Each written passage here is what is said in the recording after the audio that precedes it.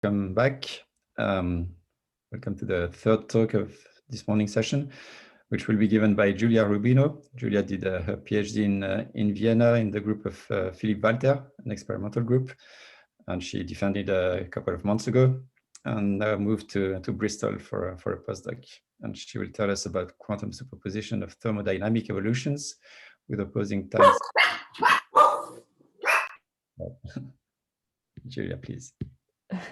Thank you. Yes, Cyril anticipated actually did an experimental PhD, but the work I'm going to present now, it's a theoretical one, which I did in collaboration with Czesław Bruckner and Gonzalo Manzano.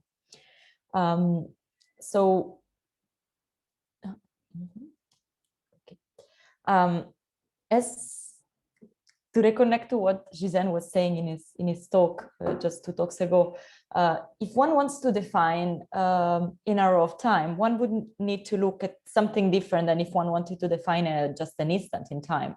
Indeed, in defining an instant in time, one could just look at the clock and see at the position of the pointer. But in defining instead an arrow of time, one would instead look at some physical phenomena and try to define from the evolution of this physical phenomena the evolution of time, whether time is, for instance, evolving in the forward direction or in the backward direction. However, in order to be able to do so, one would need to look at some physical phenomena which are non-time symmetric.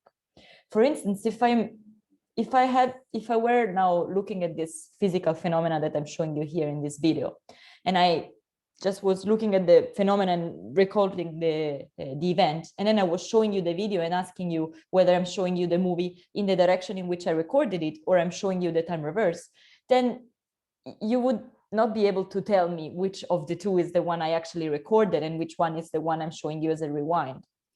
Instead, if I show you something like this movie, for instance, so a drop of water falling into the ocean, then it would be very easy for you to tell me which one is the movie that I actually recorded, and when instead I'm showing you the rewind of the movie I recorded. This is because this specific phenomenon gives rise to such a high amount of entropy that in order to be able to reverse the phenomenon naturally, I would need to have a control over an infinite amount of degrees of freedom. And so it's very unlikely that basically this event is the one that I had actually recorded, and it's very likely instead that it's just the rewind of the movie. So in general, in the macroscopic world, one could just say, okay, basically, I can use the second law of thermodynamics. So I can, according to the second law of thermodynamics, the total entropy of the universe can only either increase or remain constant. And if I show you a movie, you will just see whether the second law of thermodynamics is violated or not to decide whether I'm showing you the movie in the forward or in the backwards direction. This would be indeed the right approach for the macroscopic case, but in the microscopic world, things are a little bit more complex because there are quantum thermodynamic fluctuations. And so it was basically proven that some physical phenomena may naturally occur also in the direction where the entropy naturally tends to decrease. In other words, one could say that basically the second law of thermodynamics is only a statistical law, which is true on average on big ensembles, but is not necessarily true on the single experimental run on a microscopic system. So given that there are fluctuation theorems and that they were proven and that we know that indeed physical phenomena can also evolve towards a negative entropy change in the single experimental run, the question that we asked ourselves was, well, then if I can observe either the forward or backward evolution in nature in single experimental run, could I as well observe quantum superpositions among the two? And if there were in nature such quantum superposition, how would then a well-defined arrow of time get reestablished, for instance, upon measuring? So this was the questions that we had at the beginning of this study, and this gave rise to the study that I'm going to present now. So just to, was there a question? I'm not sure. No, Okay. it's just a noise, yeah. So just to give you a very brief overview of the talk I'm going to give. So I was just now giving you the motivation behind the study we did. And just to get everyone on the same page, I would like to also give you some background information on the fluctuation theorems, since this is going to be used then for deriving the results of the work. And then I'm going to present you basically the three main results of our study, which are dealing with where the first is how does a well-defined arrow of time gets reestablished upon measuring. The second is instead what would the signature of such a quantum superposition between forward and backward processes be. And so I will speak about interference effect. And then finally, I will also apply this study to a sort of more concrete example of a quantum thermodynamic engine. And then I will just give some conclusions and outlooks. So let's start with fluctuation theorems.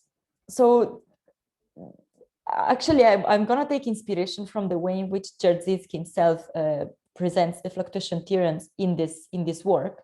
And so I'm going to use exactly this example that I started with at the beginning of my talk. So just let me formalize it a little bit. Suppose there is a physical phenomenon in front of me and I record it with a camera. And then I flip a coin, and depending on the outcome of the coin, I show you the movie either in the direction in which I naturally recorded it or the time reversal of that.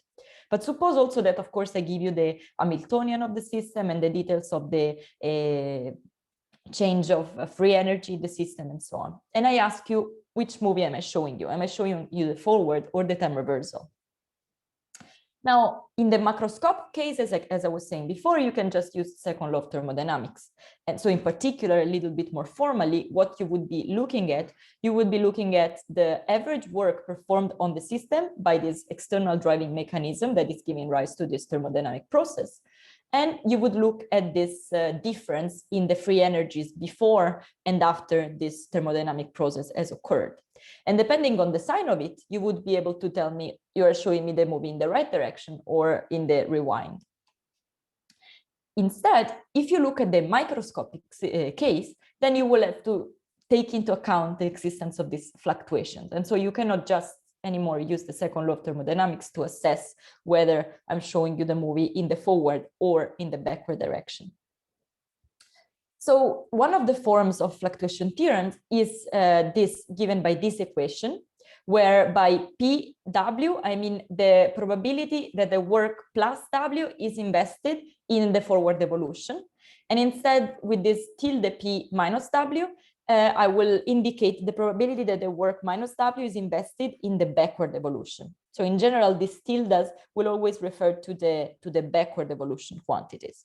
And this is as this exponential dependency on beta, which is the inverse temperature, so 1 over T, and the dissipative work, which is just defined as W minus the difference in free energy.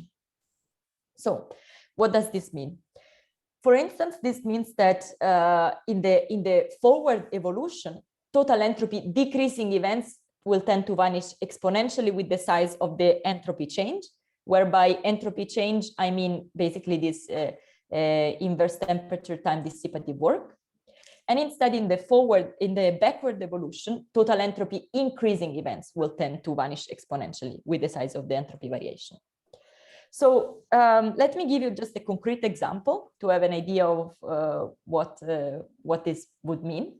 So suppose, for instance, that there is a gas and is enclosed in a vessel, and that there is a piston in between. Okay. Now, suppose, for instance, that the gas at the beginning is enclosed in half of the vessel. Now, you will basically see the vessel at the center, and then, for instance, if I were to pull it out, you would observe the vessel to move towards the outside if I pull it very fast, and then slowly the gas would thermalize and occupy the whole vessel. Now, this would be the so-called forward process. And if we were looking at the backward of this process, it would be basically instead observing the gas that from occupying the whole vessel goes to half of the vessel naturally, and then you would see the piston going from occupying the whole vessel to being at half of the vessel. So in this very example, because I call forward the situation in which the vessel is from being at the middle to being the total length of the vessel, the most probable event would be the forward event. However, this is just a matter of notation and matter of names. So for instance, if instead still I was always keeping on calling by forward the situation in which the piston starts at half of the vessel, but if instead in this situation I was pushing the piston, then I would have that, well, in the situation in which I'm pushing, indeed I am having some anelastic earth with the particles of my gas, and so the gas would then end up occupying half of the vessel and eventually thermalizing. And instead in the forward evolution, it would be a very unlikely motion of my gas. So in this case, because of how I've called forward and backward, the likely one would be actually the backward one because of how I call things. So in these two situations in which everything is macroscopic, everything is pretty clear. In the first case, it was pretty clear that this one was the likely one, which was called forward. And in this one, the likely one was the one called backward. But if we start to reduce the size of the gas, then it will become increasingly more likely that, well, actually also the one that was completely unlikely in the previous example will become more and more possible, more and more likely. So to say this a little bit more mathematically, one can basically see fluctuation theorems through this couple of plots that tell us that in the macroscopic case, the likelihood of observing, say, for instance, the forward process is given by this theta step function. Instead, in the case of fluctuation theorems, so when I can observe fluctuation, the likelihood is given by this formula that, as you can see, displays that there are some areas, some ranges of dissipative work or of entropy production equivalently, that gives rise to a region in which the arrow of time is, so to say, blurred. And so I cannot really infer whether whether the most likely one is actually the forward or the backward, because they could be just perhaps as likely. And yeah, this curve changes also with varying the temperature, this likelihood curve. So I should, before closing this parenthesis about fluctuation theorems, also make a remark. Of course, what I'm calling here forward and backward are just labels, as you will have understood from the previous slide, because before I was calling by forward, for instance, the situation from which I go from piston being at half of the vessel to piston being at the whole vessel. And because of that, in one case, the most likely one was the forward, in the other case, the most likely one was the backward. In the end, it doesn't really matter which one I call forward and which one I call backward. The only thing that matters is that whoever one I'm gonna call the forward one, the other one is just the term reversal of that. And so one can call them also with different names, but the main idea is that they are going to be two processes that are linked by a thermodynamic time inversion, or they are basically two processes that give rise to opposing entropy production, opposing in sign.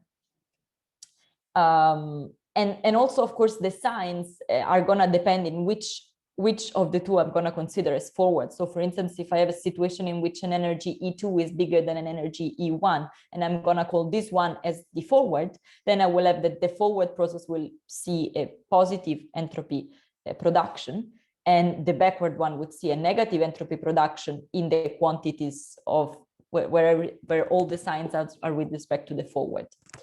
But it's just a matter of convention, basically. The second remark I should make is about the initial and final states. So I was mentioning that I would start from a situation in which basically I have like my gas occupying half of the vessel and it's in a sort of thermal state. And then I would move my piston, and then I would let my gas thermalize at the other one. So I would start and I would end from two thermal states. Why did I do that? The reason is that if I want to speak about time inversion, I need to have, as I was saying at the beginning, a time asymmetric phenomenon to look at. There are many ways to look at time asymmetric phenomena, but the important thing is that in order to be time asymmetric, one would want to have an entropy change which is non-zero.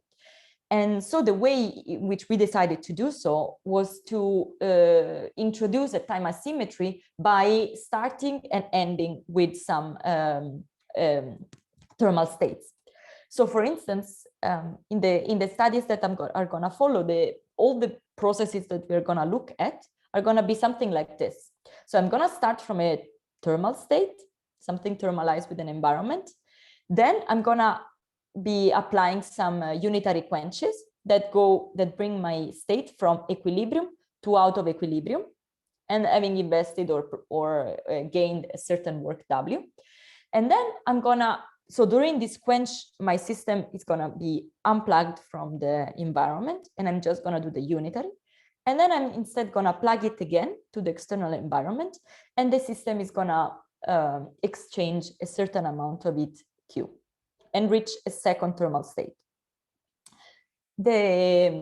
Of course, I would not need necessarily to separate this into steps. I could also not isolate my system from the environment and perform my quench while the system is in interaction with the environment, but then it would basically make the calculation a little bit less easy, because one would not be able anymore to isolate the work from the heat.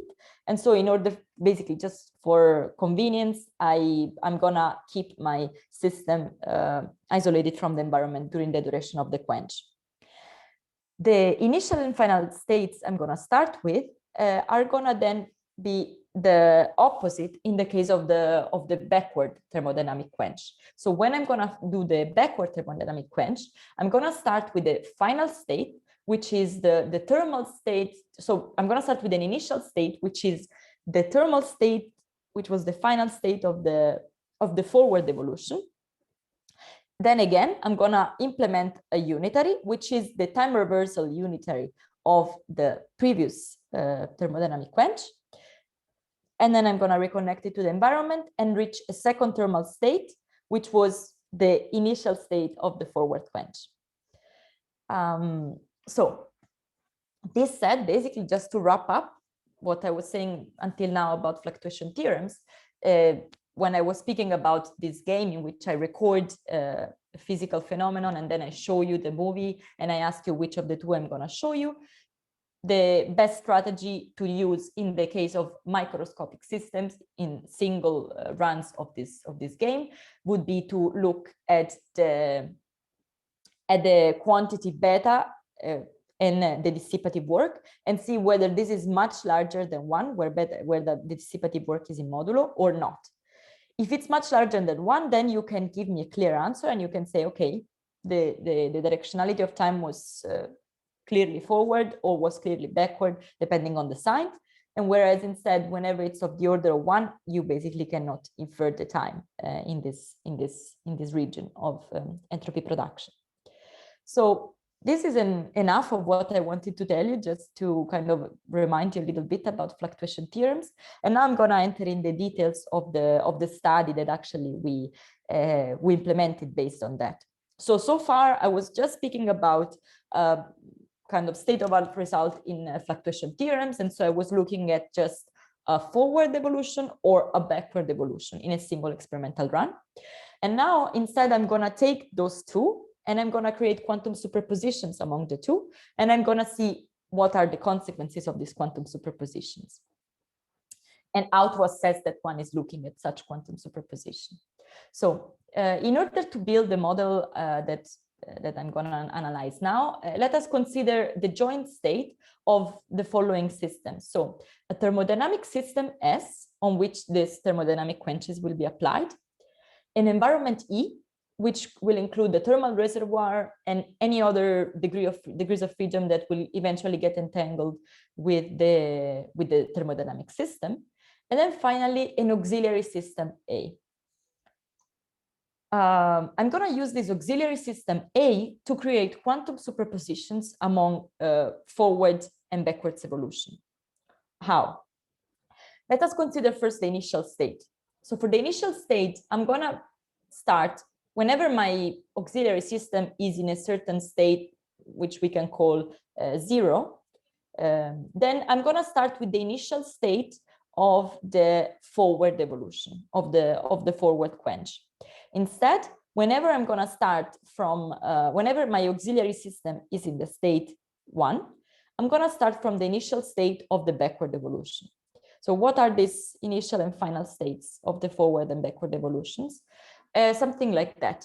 So here, Ek0 and Ek tau are the eigenenergies of the Hamiltonian of the system, of the thermodynamic system, and Ek0 and Ek tau with the cat are the corresponding eigenvectors. Instead, epsilon K0 and epsilon K tau are the eigenstates of the environment that can always be chosen as a set of orthogonal states.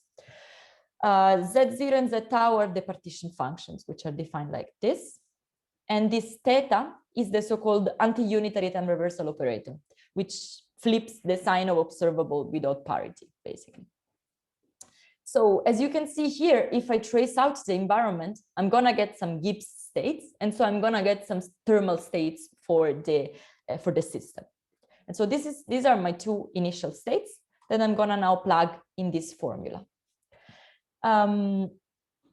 So this is now the initial state, and as I was saying before, then depending on the initial state, I'm gonna, and on the auxiliary system, I'm gonna apply a certain unitary that could be the unitary corresponding to the forward evolution, the forward quench, or the time reversal one.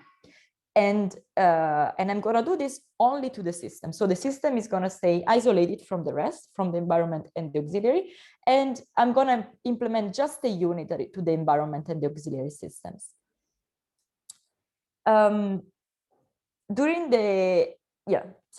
This is just to say that, so there would be no interaction between the environment and the system during the quenches. Now, I also want to just recall another state-of-art result of thermodynamics, that is the so-called two-point measurement scheme. The reason why I need to recall you of this scheme is that for the results that will follow, I need to evaluate the work, the difference in the energies before and after the quench. And so in order to be able to do that, I need to introduce a method to evaluate that. One of the standard methods used in thermodynamics is the so-called two-point measurement scheme, that according to which work is defined as the energy difference between the initial and the final states before and after the thermodynamic quench. So using a two-point measurement scheme, one could, for instance, in a single experimental run of an experiment, now without quantum superpositions between forward and backward, just normal run of a normal experiment on a microscopic system, one would be able to use the two-point measurement scheme to compute the stochastic probability of work invested in a single realization. So something like this P of W, where you would have this dependency on P and M, which corresponds to the probability that I performed a measurement at time 0, and I observed a value of the energy E and 0. Then I performed the unitary, and upon having observed E and 0, I will have what is also the probability, the conditional probability of M given N. So P and M is basically this. Instead, also the definition instead of this stochastic work is just like this. So it's, you can see the equality with the stochastic entropy. And the stochastic entropy is given by this formula, which gives us a quantitative idea of the distinguishability between the probability P and M of the forward evolution towards the tilde P and M corresponding to the backward evolution. Of course, in the same way, I can also use the two-point measurement scheme to calculate the same quantities, but for the time reversal process. So all with these tilde quantities, and where the tilde W and M will be just minus W and M.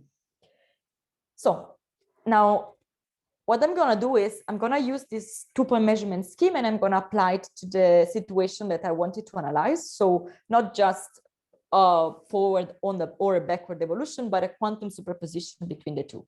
So I'm going to take the 2-point measurement scheme and make an extension of it to the case of superpositions between forward and backward evolutions. So I will do something like this. In the case the auxiliary system is in a state A, and I was starting from a situation in which I was in a thermal state with environment, I'm going to perform a first measurement E and 0, then this unitary quench of the forward evolution, and then I'm going to do a second measurement EM tau.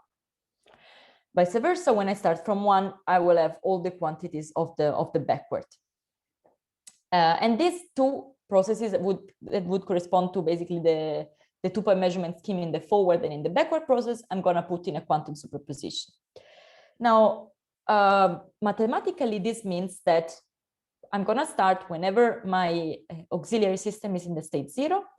I will have, as I was saying before, the identity on the environment because it's detached from this unitary that I'm going to apply. And then I'm going to perform a first measurement on the system where I will obtain a certain outcome EN 0, performing a forward evolution, and then a second measurement EM tau.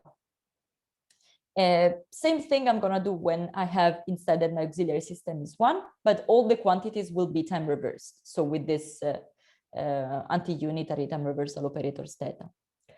A remark I should make is that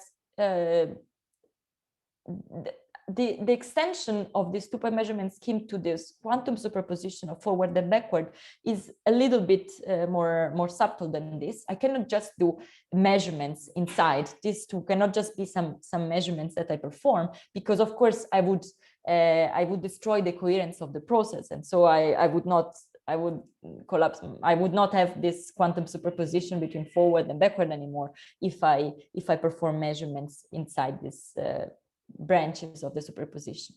So what I will be doing instead is I will perform some unitaries on my system and encode outcomes of these unitaries that I perform on additional states of my auxiliary system.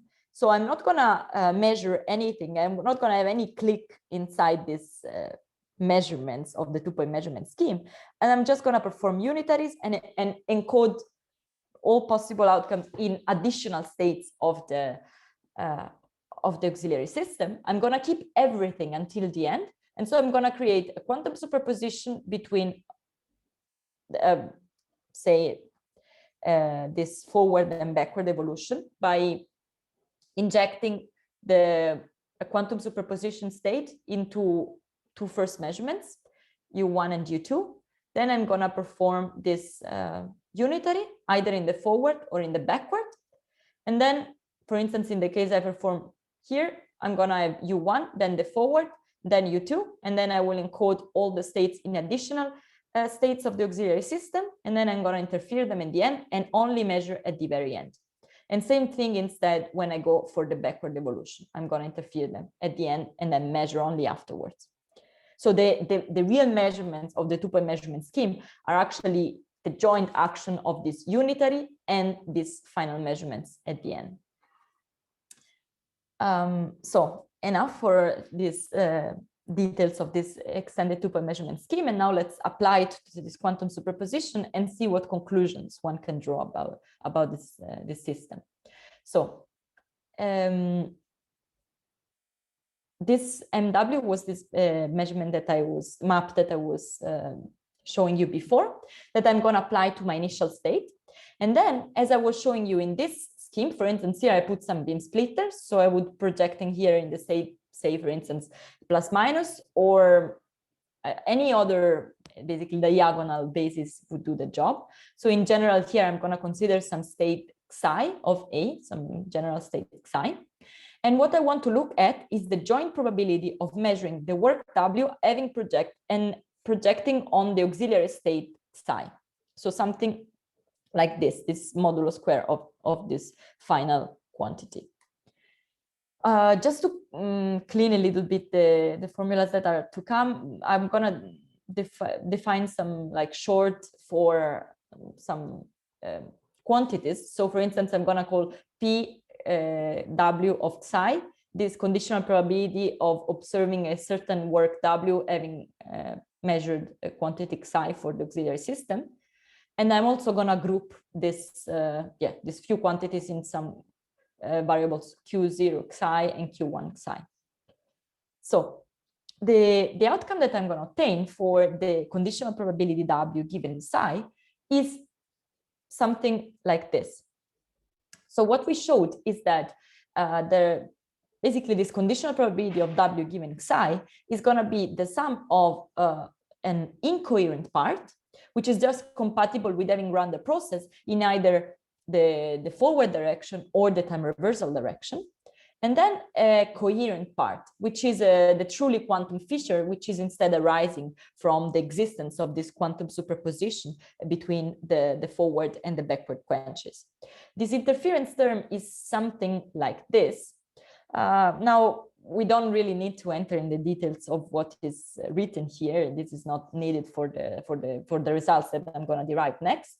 The only thing I want you to notice is this dependency on this on basically this dissipative work. So all what we need to remember for what follows is this, that this interference time is proportional to the e to the minus beta w this over 2.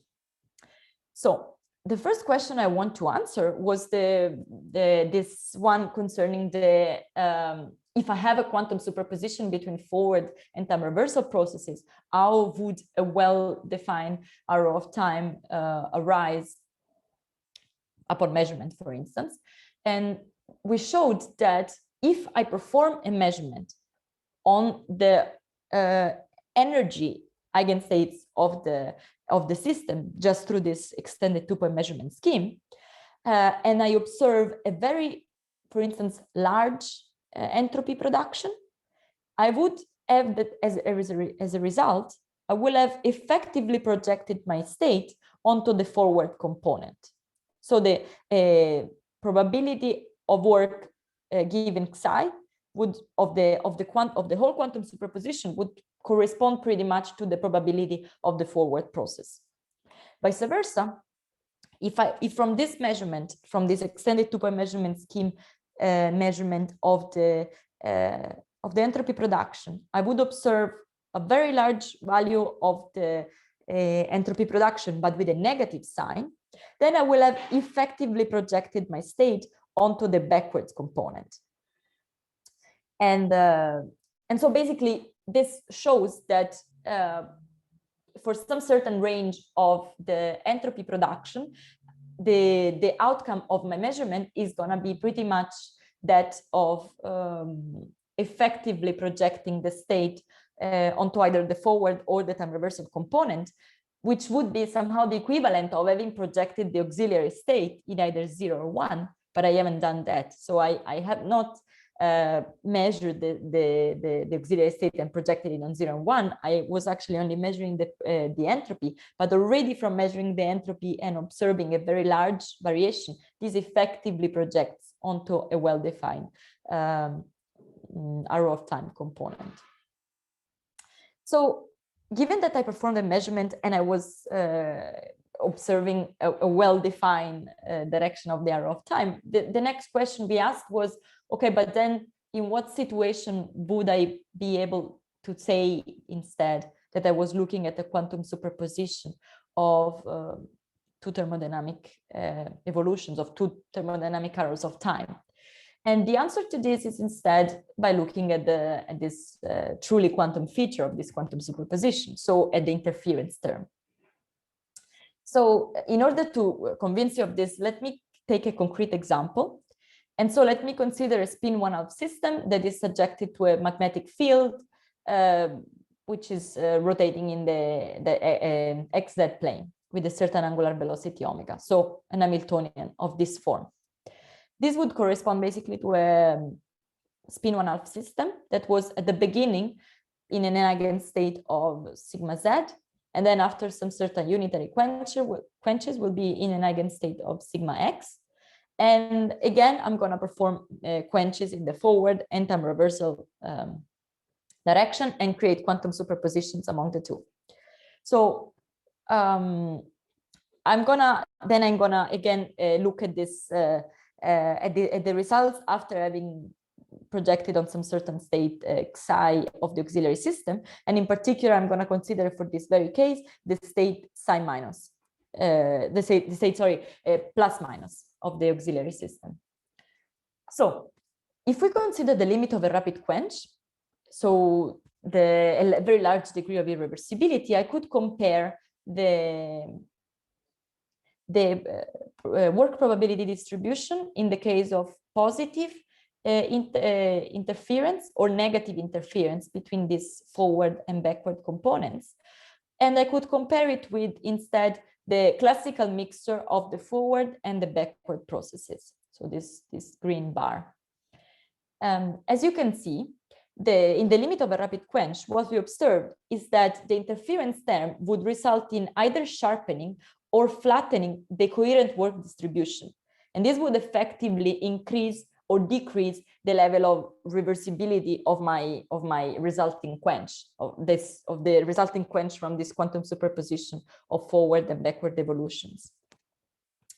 So because reversibility means adiabaticity, this would mean also that in the post-selective case, I would see the probability distribution of, for instance, a slower quench with respect to the one I was actually implementing. So by observing this, I would be able to say that I was indeed observing a quantum superposition between forward and backward, because I am observing an effective slowing down of the quench the quenches I was starting with in this quantum superposition.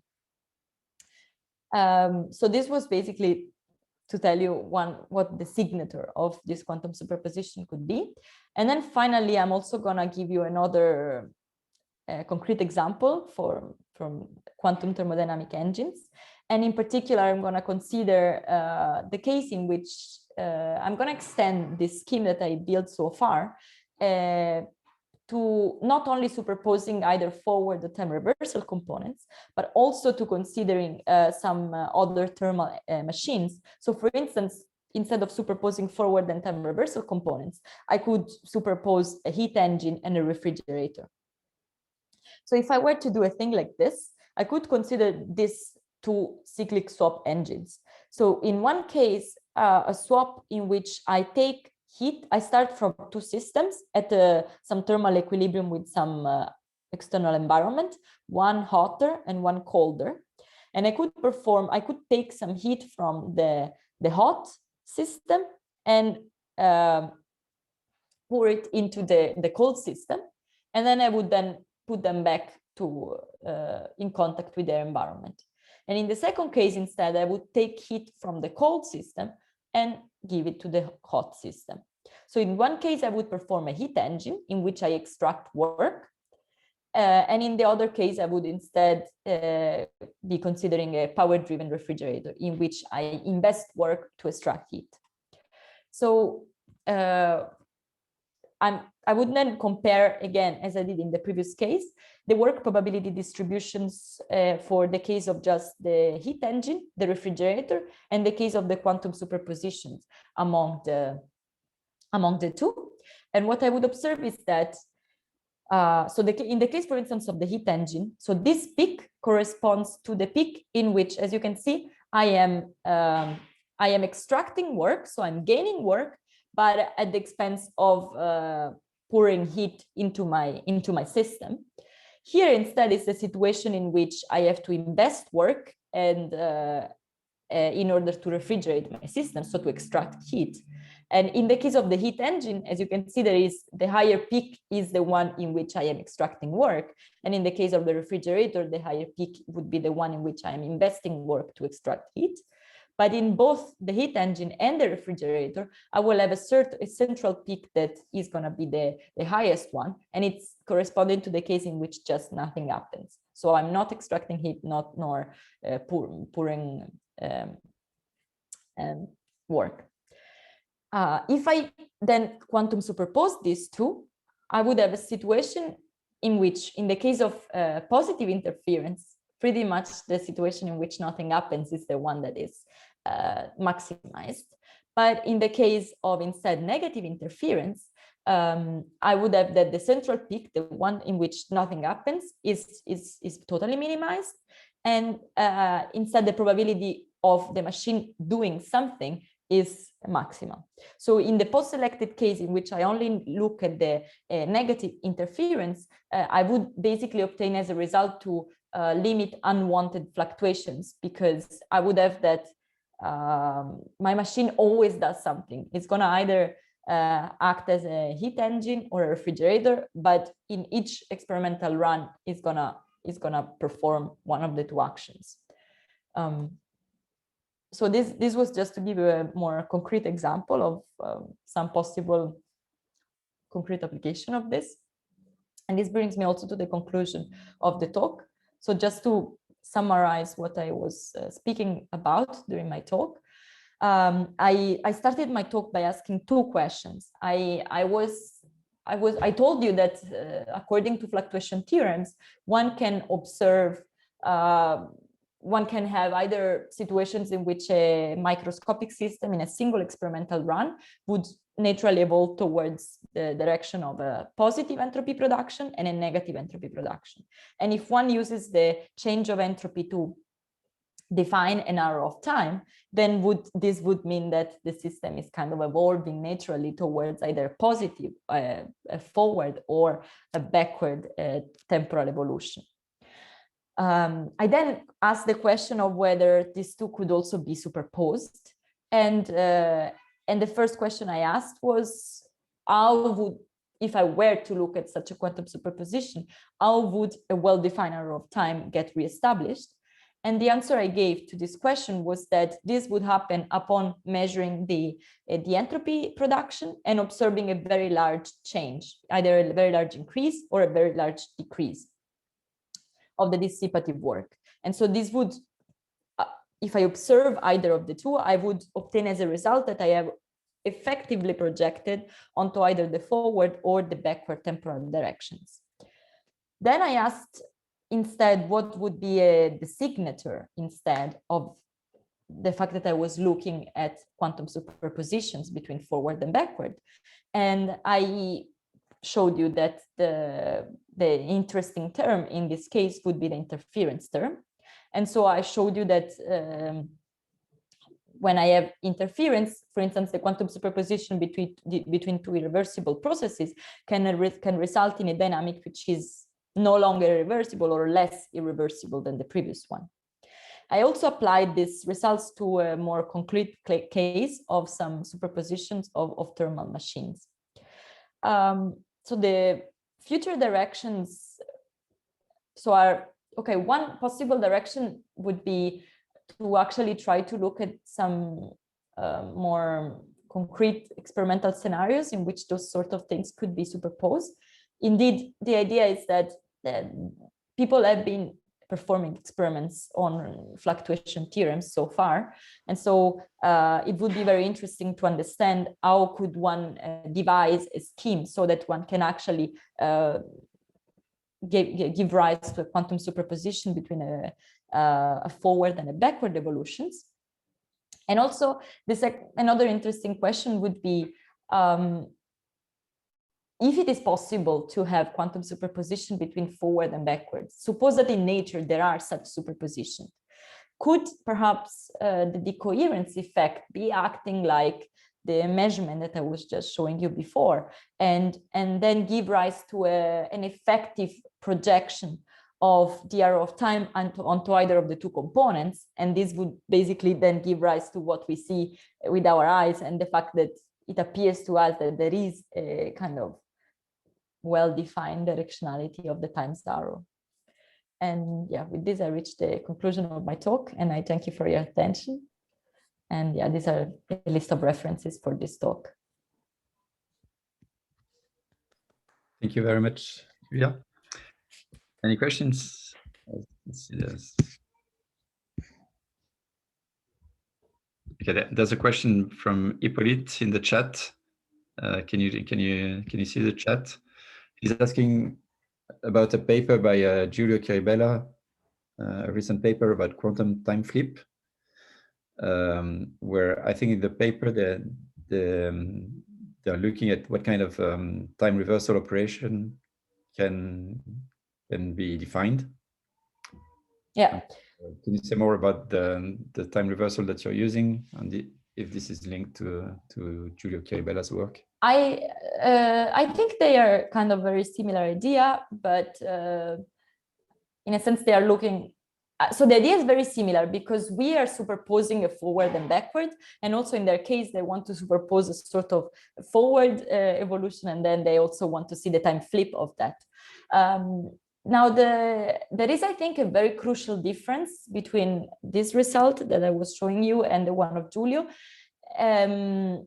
The time reversal in the case of Giulio is actually not physical. So it cannot be achieved. So it's so they prove in this result, in this study, that instead it does not seem that this that the time reversal can actually be obtained. So I think that this quantum time flip machine is a sort of interesting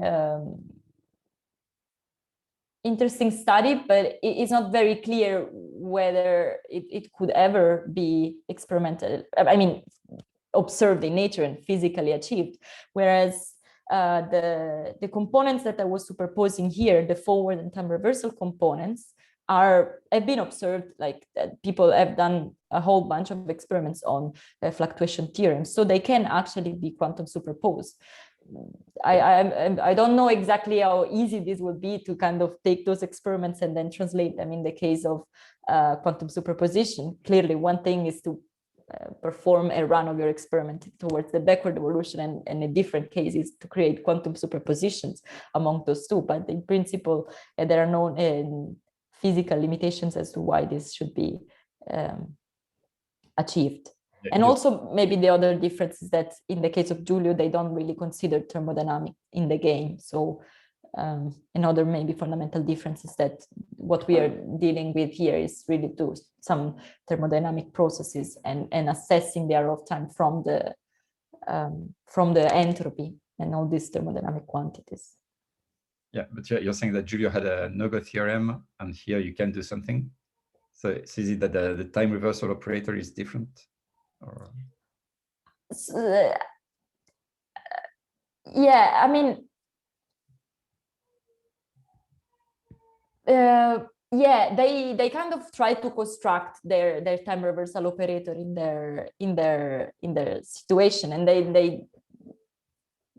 they try to create quantum superpositions among the two. But they also show, for instance, that, I mean, there have been previous results that show that you cannot time reverse an unknown operation and stuff like this. So they also analyze all those cases in which this quantum time flip cannot be achieved and stuff like that. Whereas in this case, what we are quantum superposing instead is just these two thermodynamic quenches giving rise to opposite entropy production, so they can be achieved. And in principle, I believe they can be superposed, even though it wasn't done so far. Okay, thanks. Then there are other questions. One from Marco. So thank you. I probably missed the way you defined the backward trajectory, because from what I understood, so you had in the forward the unitary, then the thermalization, and in the backwards, you also applied the dagger of the unitary first, and then the thermalization, and you did not reverse those two. So this I didn't get. Why is the order not also exchanged? So maybe I just misunderstood and you also exchanged the order, but... I'm just searching for the slide. So here, this is you see my slide, right? Mm-hmm. This is the forward, so it's this unitary. And instead, the time reversal one would be having applied this anti-unitary time reversal operator. I mean, this is basically the starting one. So this would be the state from which I start, which is the final state of the forward, but with the time reversal anti-unitary operator. And then I would have this time reversal unitary that is defined as the time reversal anti-unitary operator with the unitary in the forward evolution, but with the dagger, and then the time reversal and unitary operator again. Okay, but because I remember on the beginning of the slide, so you had the unitary followed by a thermalization, and so this you're one? yeah. So okay, maybe you do two thermalization, one at Yes. the beginning, and okay. So that's why it's you. Okay, so that's the thing sorry. I missed. You also do a thermalization at the beginning, so such that you have actually three. Okay. So yeah, sorry, I didn't understand on your question at the beginning. Yeah, okay, so okay, I always want to start and end with some thermal states. So I would start from a thermal state, then perform this like extended two-point measurement scheme, and then the thermalization at the end. Also. Okay. Yeah, thank you. Next question is by Gerard Milburn. Gerard. Thanks. Yes, thank you, Giulia, for a very clear talk. I particularly like your introduction to the fluctuation theorems. My question concerns the connection between your work and work done in non-Markovian environments. So to approach it, suppose you regard the auxiliary system, which you use to condition the unitaries. If it's in one state, it's forward. If it's the other state, it's backward. Suppose we regard the auxiliary system as actually part of the environment, like some very special degree of freedom in some condensed matter system, some localized spin interacting with the boson path. Then one could recast much of this work in terms of fluctuation theorems in the presence of non-Markov environments. I don't know if you've thought about that, or I don't know if anybody's thought much about that. I haven't thought about that personally, and because if it was non-Markov, it wouldn't be surprising that one could, under some circumstances, distinguish forward and backward processes. But then if the special system, the auxiliary system, was heavily decohered and made the environment in which it's a part more Markov, then you would expect to get back to the classical results. So it would seem to be. So if the auxiliary system was heavily decohered, one would, but so the results that I think the point of the results I'm gonna obtain is that, well, yeah, of course, if I was touching the auxiliary system, if I was measuring it, if I was projecting the auxiliary system in 0 and 1, for instance, then I would clearly recover the forward process or the backward process. So at the end, when I was performing this, if I was just projecting the auxiliary system in either of the two, then I would clearly achieve either the forward or the time reversal elements, and this would be not surprising at all. The point here, I think, is that I'm not doing that. I'm not projecting the auxiliary system in either of the two. I'm not projecting it in 0 or 1. I'm actually measuring it on some diagonal basis so as to have this quantum superposition. And the effective projection comes in spite of the fact that I have not touched that. Comes from having measured before and after actually just the energy of the system. So I projected the auxiliary system in a superposition state, and then I measured the energy before and after, and I nevertheless observed a projection which would be equivalent to having projected the auxiliary system, but in spite of the fact that I did not do that. So these two things would be equivalent, but the way in which I went through it is different. And yes, I understand that. I was just suggesting there might be a more general setting in which this could happen, where the auxiliary system is in fact part of the environment, and there's an entire range of possibilities where it stays pure, apart from its entanglement with everything else, or is it in fact undergoing some thermalization? So there are many environments in condensed matter systems which are highly non-Markov in that sense, where there is a particular degree of freedom singled out that can strongly interact with your interventions on the system. Okay, I mean, I have not thought about this aspect, so I guess probably that, yeah, I think that someone can find something along this line, and but I don't have a very more detailed answer than this. Okay. Thank you. There was a question by Philippe Branciard. Philippe, if you're here, do you want to ask it yourself? Yes, I'm here. It was not written by chance. This is about this old paper by Rovelli and Kohn, about the thermodynamic time.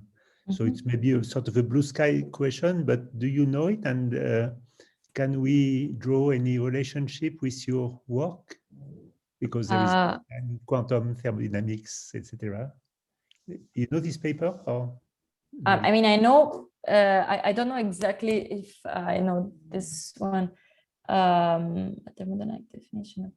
I mean, I'm not sure. I mean, I read several papers of Carlo Rovelli on the thermodynamic definition of time, but I don't know if the specific one with Alain Kohn I read.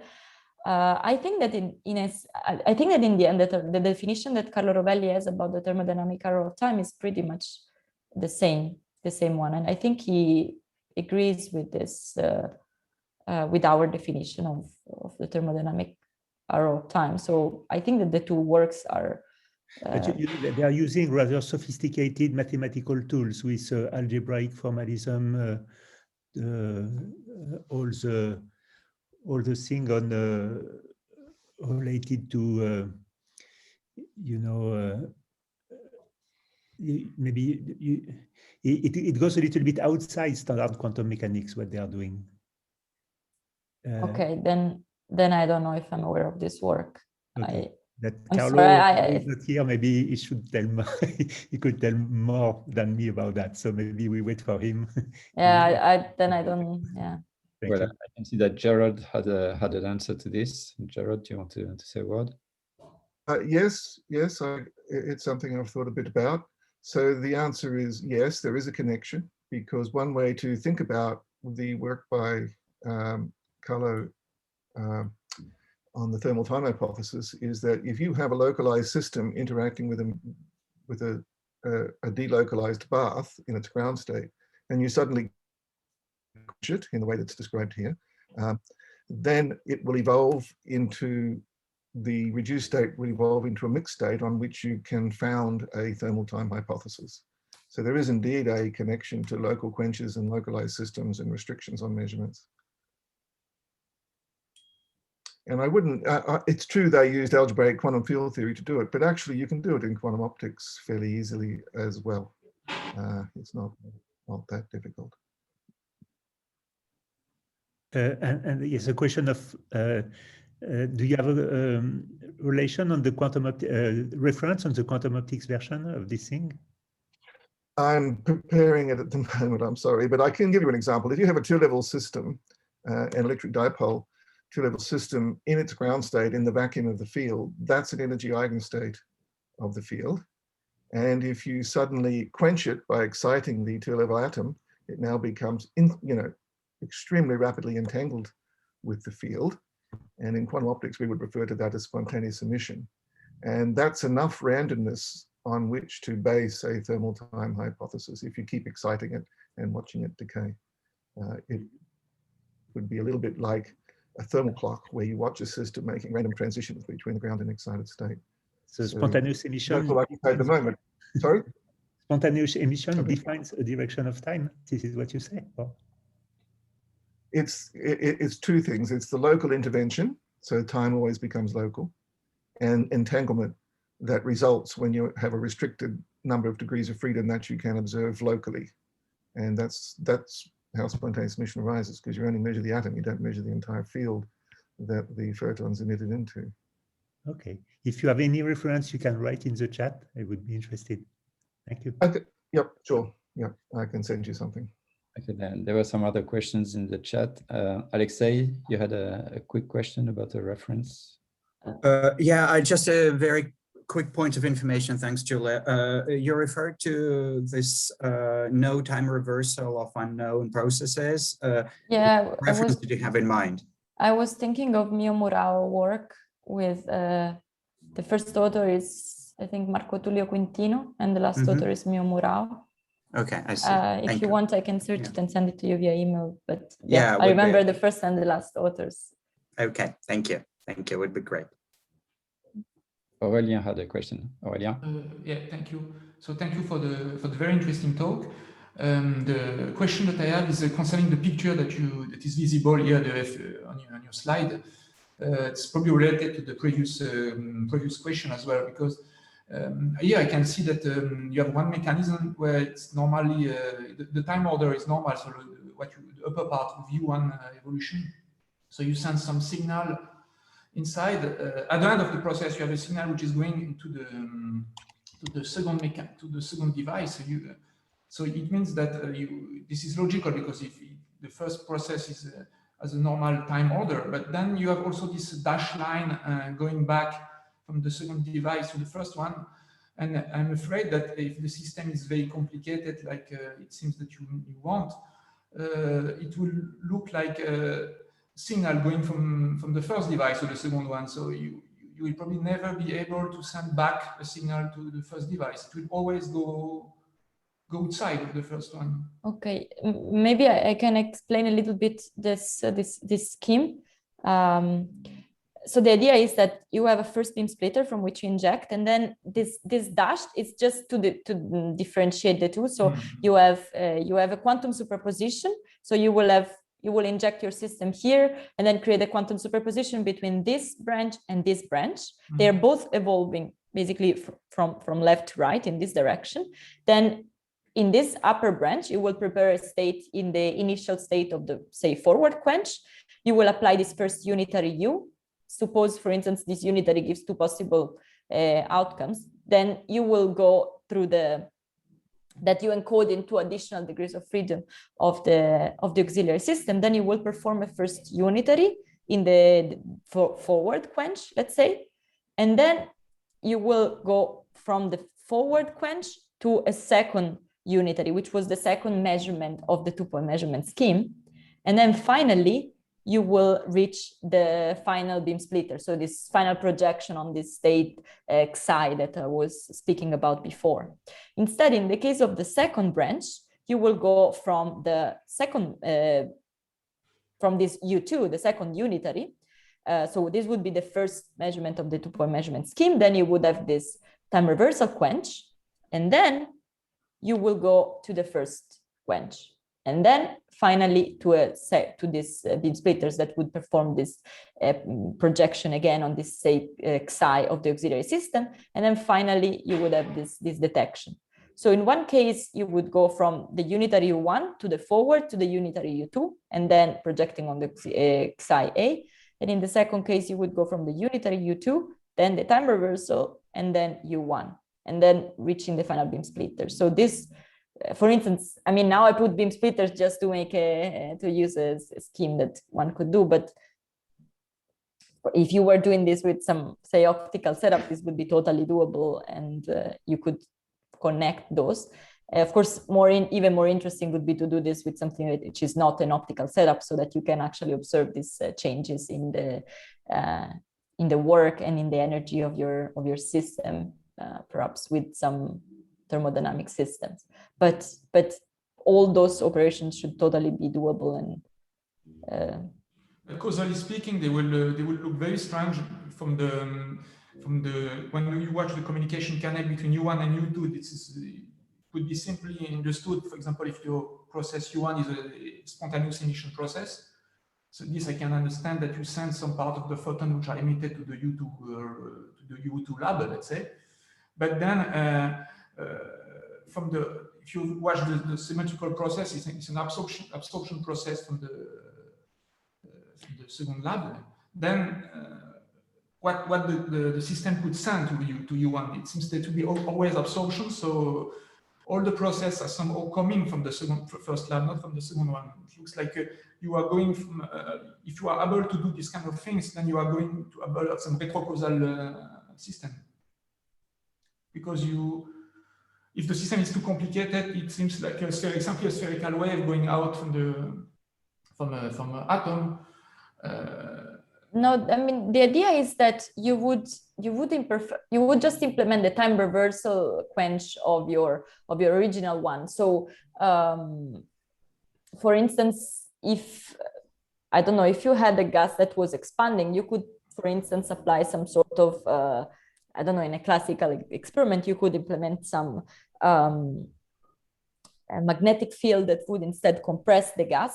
And in those situations, you would be able to perfectly superpose these two situations, because in one case, of course, you could not use a magnetic field. This would be classical, but the only challenge would be to find a system that enables you to create a quantum superposition between these two operations of observing the gas as expanding and as compressing. But you could totally put them in quantum superposition by using a suitable driving system. So the only sort of challenge would be to find a suitable driving mechanism that can create a quantum superposition of system being driven towards this forward evolution and system being driven towards this time reversal evolutions.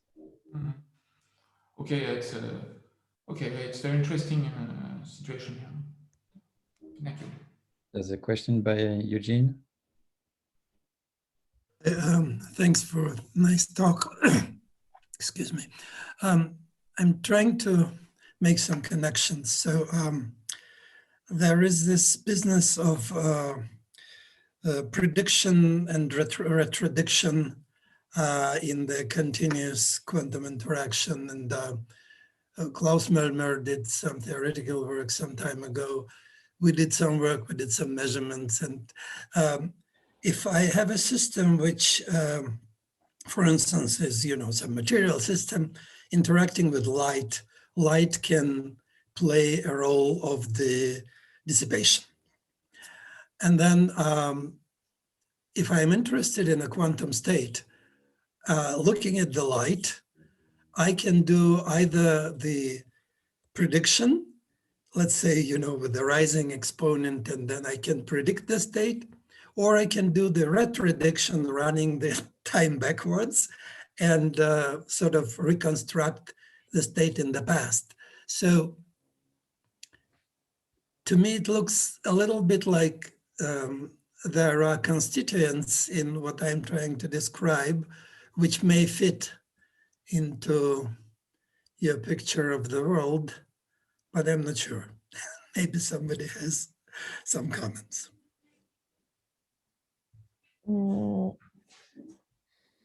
So in that specific example, so in one case, you would start from your initial state, and then you would be able to kind of predict. Everything actually, everything is continuous in time. Mm-hmm. And at every given time, I can, looking at my, so you have some complicated material system, and you have light, let's say, can be any other field. And this field in the process of interaction becomes entangled with the system. But then, of course, it's a multi-mode thing that you can consider as being a dissipative process. It takes information away. Then you can perform a measurement on this light coming out, and it's a continuous measurement, and you can do at every kind of stretch of time, you can either have the predicting measurement or retrodicting measurement, which you probably may think of the process of the time running backwards or something like that. And if life is good, then you can actually have the prediction and retrodiction giving you the same results. Then you can derive conclusions about entanglement and whatnot. And in all the intermediate cases, you can say, indeed, my prediction and retrodiction don't give exactly the same results. Maybe so I don't think I can say much more, but intuitively, it seems to me that this approach, it's based on Wiener filtering sometimes, but it doesn't really matter. It seems to me that this approach is somehow related, but I think one could see some relations, because in the scheme you were explaining, like you would start from either an initial state, then perform a unitary and make some predictions about what you will observe next. And in the second case, you would start from a final state, knowing the unitary you would have applied and make retrodiction on what you had at the beginning. And I think it's a similar case here. Like we are also starting from either the initial state of my forward quench or the final state of my time reversal quench, and then applying either the forward or the time reversal of that and quantum superposing it. So I think one could also extend this study to situations in which you would superpose this. Well, then, congratulations. Your theory has been considered also in the experiments. Jared had an answer to these questions. Jared, did you want to? Oh, sorry. Yes, I was just going to respond to Eugene's question. I think that's heading in the right direction. If you look at those beautiful experiments that Sadiki did on superconducting qubits, for example, where he was able to do extremely efficient continuous readout and retrodict quantum trajectories from the past. So I think there would be an interesting question to look at by considering continuous readout in these systems and then contrasting how the retrodicted quantum trajectories would change depending on whether or not you had this kind of superposition of unitaries involved in the actual interaction with the bath. Jerry, we did the experiments. They are published this year. Oh, you did? Yes. As well? Okay. Well, I missed it. we did it on the continuous variable system. So we essentially generated entanglement between a large spin system and the mechanical oscillator by interaction through light, and prediction and retrodiction helped us to establish the entanglement. So I can send you a reference. So, yeah, that goes to my question about non-Markovianity and whether there are special degrees of freedom that prevent the system from being truly Markov. And then, of course, quantum trajectories would give very different projections, very different results for prediction versus retrodiction. But I'll look at your paper. I'm sorry. No problem. I'm typing it in. Thanks. There was another question by Nikolai Kiesel. Hey, thanks for the nice talk. This is really intriguing. I have a question that relates to what you discussed in the end about the engine and refrigerator, because these are normally cyclic processes, right? So my question is twofold. First, wouldn't a cyclic process also require in this scheme a superposition of thermal environments?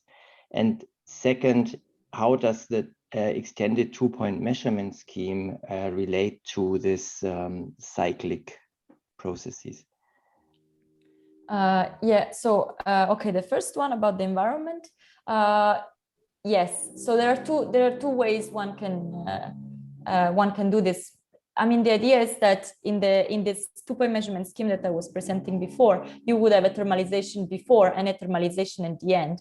And but then when I was actually calculating all the quantities that were needed for my outcomes, I was not really using the second thermalization. So one possible way to go to actually implement this in an actual experiment would be also not necessarily performing the second thermalization, because the measurement that you perform anyways would happen before that thermalization. So you could simplify your experiment by not involving the second thermalization, and I think you would get the very same results. Of course, you will need to consider that there had been a thermalization in order to be able to start the time reversal one from the thermal state. And so you would be effectively considering a situation in which the thermalization has occurred. But given that it takes place after your second measurement, you don't need to actually implement it in your experiment in order to actually do the experiment of this quantum superposition. And related to the second question, the quantum superposition would work in the very same way. So you would do the same thing. You would perform a measurement at the beginning.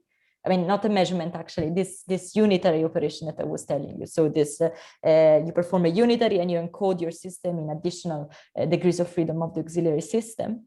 And then you would perform, for instance, in the example I made, this swap.